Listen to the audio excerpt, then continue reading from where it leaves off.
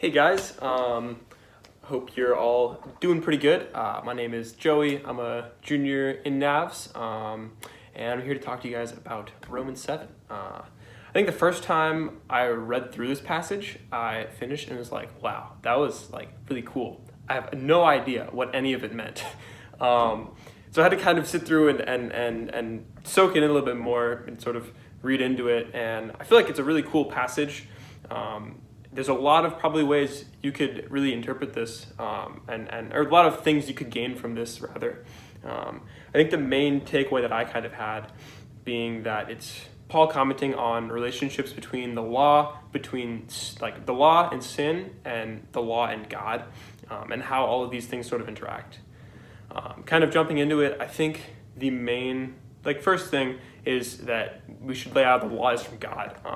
And he says this in verse 12, saying the law is holy, the commandment is holy, and is righteous and good.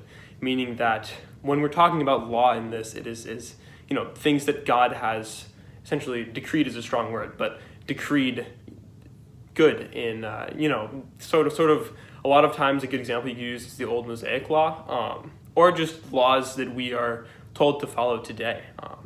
Another thing is because this law is here and from God, this law has power over us. It has the power to condemn us if we do in fact break it. And this law exists to essentially expose sin. Another relationship between the law and sin.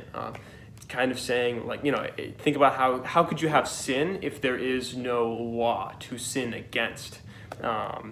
And so this law sort of exposes sin and then condemns those who break it.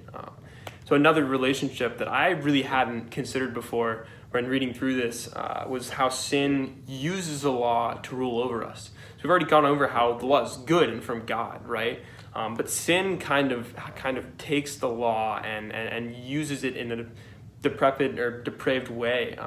In the way that our sinful natures cause us to never be able to live up to the full rigor of the law. We will always fail in comparison to this. In verse 10, it dives into this a little bit in that sort of section, just talking about how we have no chance to truly live up to the stature that the law presents to us. And I think that is a main relationship that sin kind of poses against the law. Moving on to verses 14 through 20, I think it's just that was a part that I liked a lot because I think it's sort of Paul just showing the human struggle with sin. If you are, I think any Christian reading through this is wow, I have done that so much. Sort of just Paul establishing I want to do these things. I want to follow God's law, but I find myself doing the things that I hate. I find myself sinning, and I just don't understand why. And just this inner struggle that I think everyone deals with, almost like what it means to be human. And I think it's just a really, really cool. I don't know. It's really encouraging to me to hear that from someone who's such a Paul, one of the strongest believing Christians, and someone who is such a esteemed individual.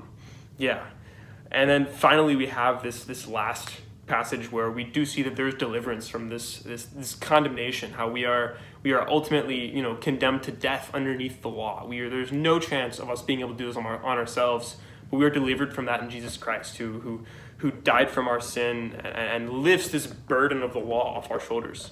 So I think I've talked a little bit long here, but my main two takeaways from this are that no one is alone in their struggle against sin. That is something that we all deal with. No matter how good of a Christian someone might seem, they're struggling with sin. That is something that it just happens to everyone. So you don't feel like you're ever alone in that struggle. That's a lie that I myself fall for so much.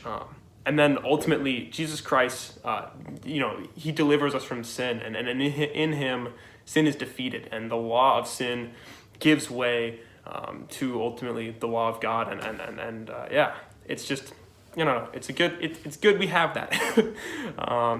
So I hope all of y'all's breaks are going really well. I'm excited to see what you guys got from this verse as well. Looking forward to seeing everybody once break ends. Bye.